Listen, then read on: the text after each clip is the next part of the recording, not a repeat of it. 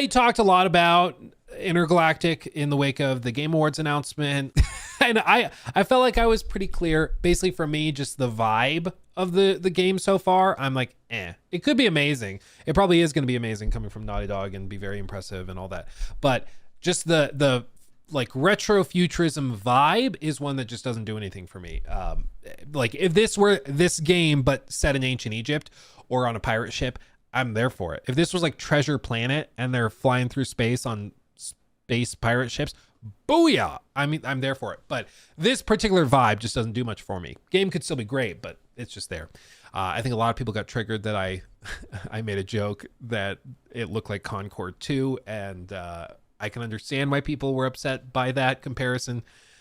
I get it. I thought it was funny, but anyway. But some people said that there's been deep dives into the trailer, Luke. You should check that out. Give it a fair shot. Don't just dismiss the game wholly.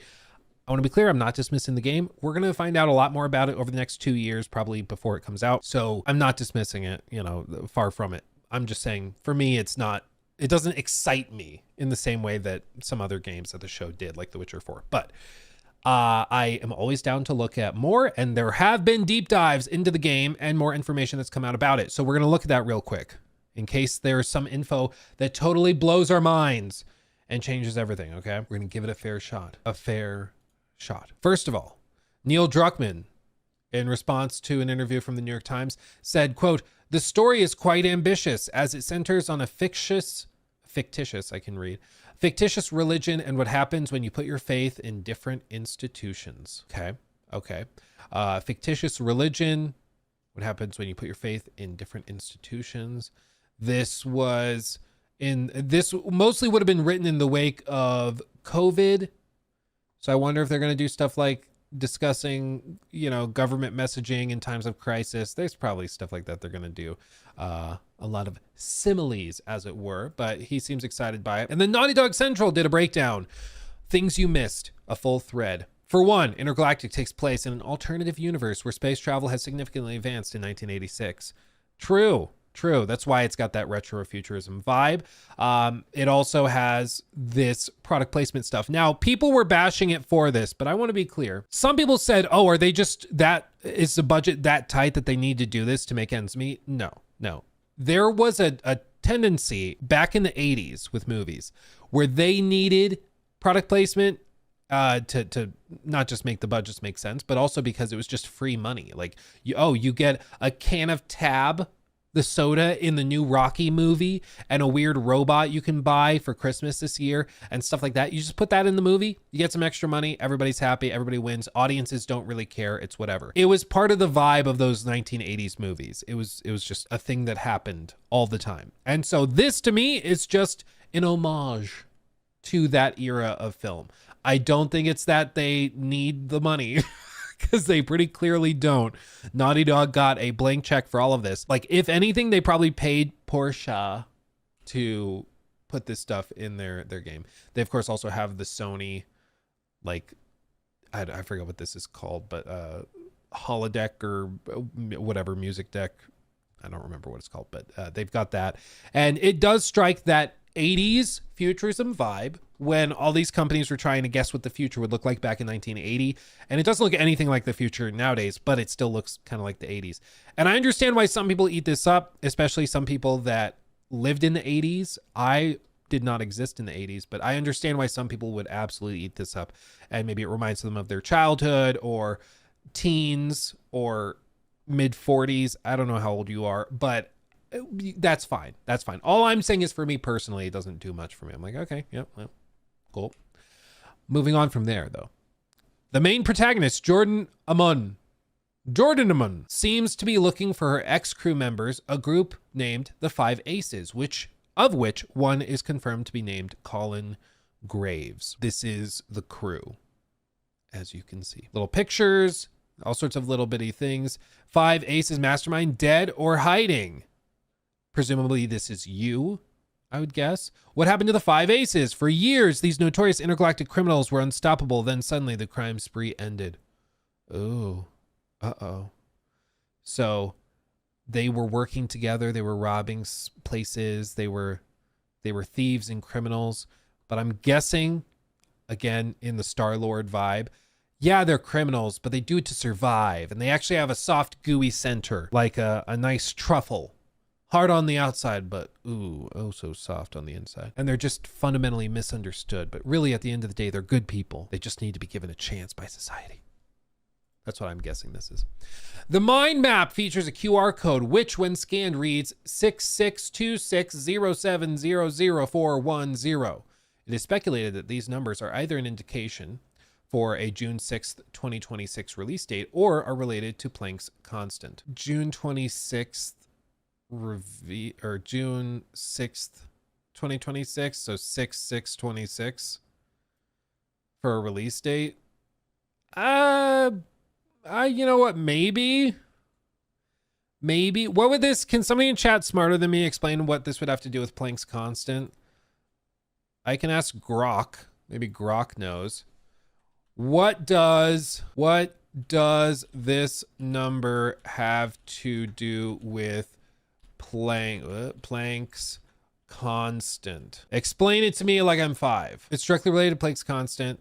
It's symbolized as H is a fundamental physical constant in quantum mechanics that defines the relationship between energy and the photon and its frequency. The accepted value of Planck's constant is approximately 6.6. Okay, so this makes way more sense. What are you talking about?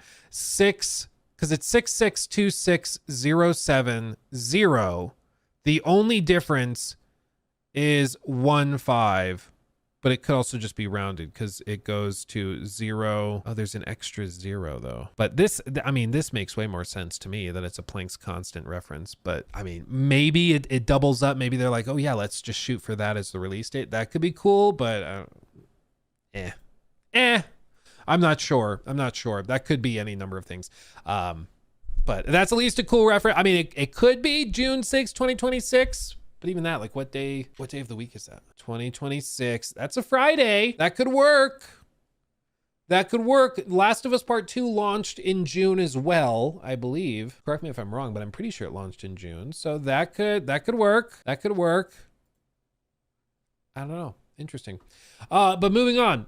Jordan accepts a bounty on Colin Graves, portrayed by Kumail. I'm sorry, I don't know how to pronounce his name.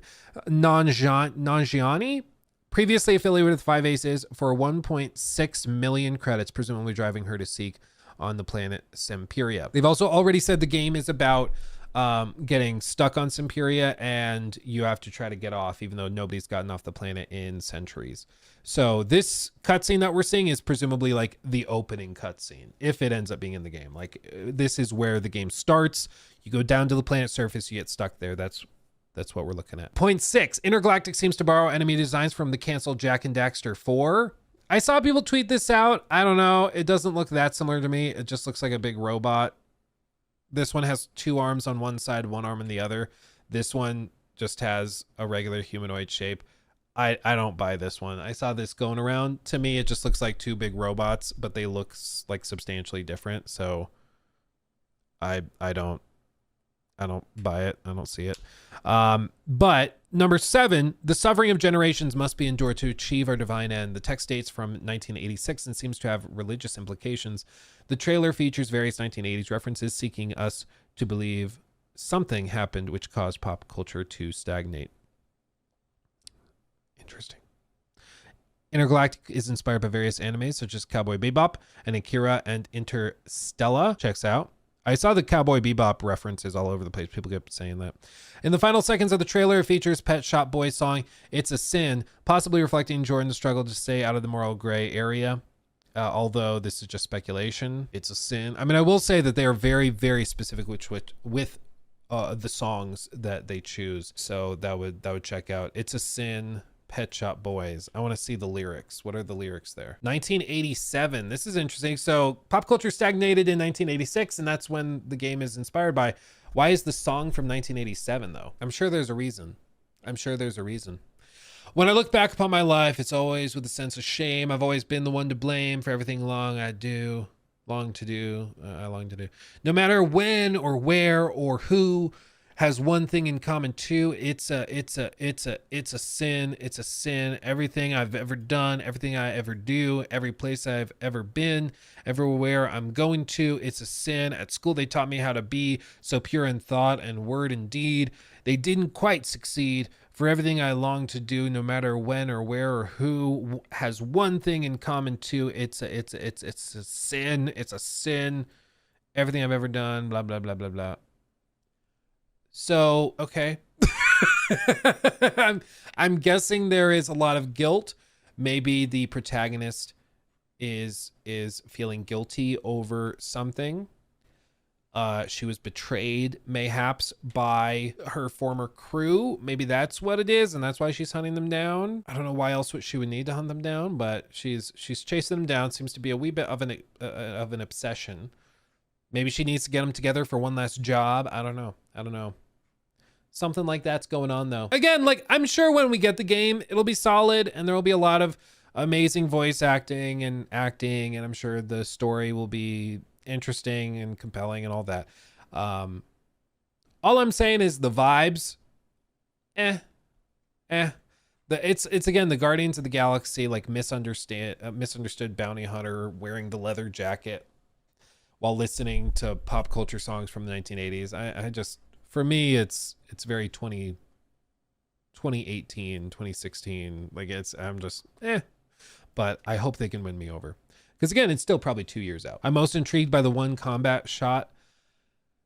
Yeah, the view counts have gotten better. They still have comments disabled, which is whatever. But the last little bit here, I think, does look more intriguing. This right here.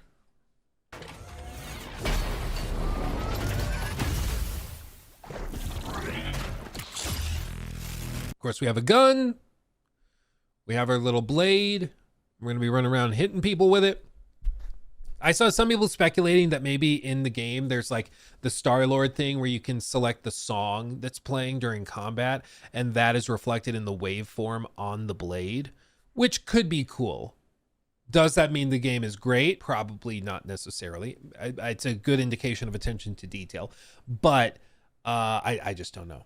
I do think that would make it a nightmare to make videos for, because if it's just filled with copyright music that plays anytime there's combat, it's going to be rough to stream or play. But, you know, I guess we'll cross that bridge when we come to it.